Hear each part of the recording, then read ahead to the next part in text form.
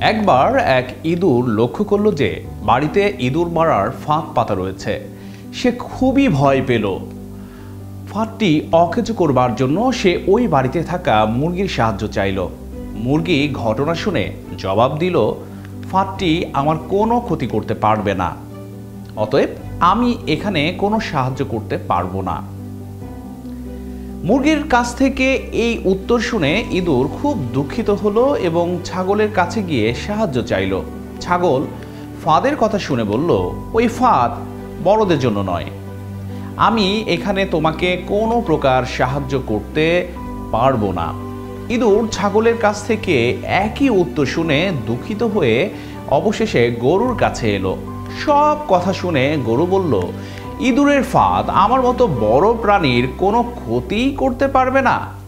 যা আমার কোনো ক্ষতি করতে পারবে না তাতে আমি সাহায্যও করতে পারবো না। ইঁদুর শেষ পর্যন্ত নিরাশ হয়ে তার ঘরে ফিরে এলো। রাতের বেলা বাড়ির কর্ত্রী অন্ধকারের ভেতর বুঝতে পারলেন যে ফাঁদে কিছু একটা ধরা পড়েছে।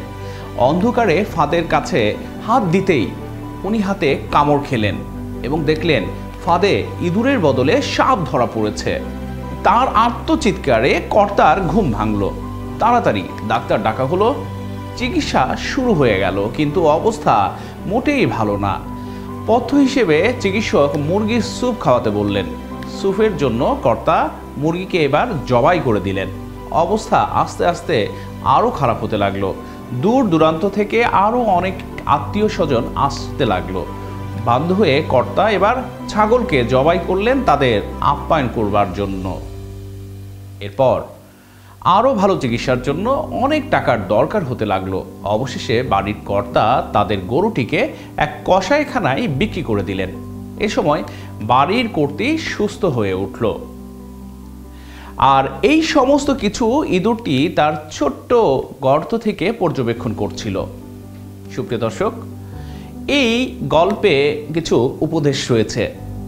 উপদেশগুলো আমাদের প্রত্যেকের জীবনেই কোনো না কোনো কাজে আসবে। অর্থাৎ কেউ যদি বিপদে পড়ে সাহায্য চায় তবে অবশ্যই তাকে সাহায্য করা উচিত।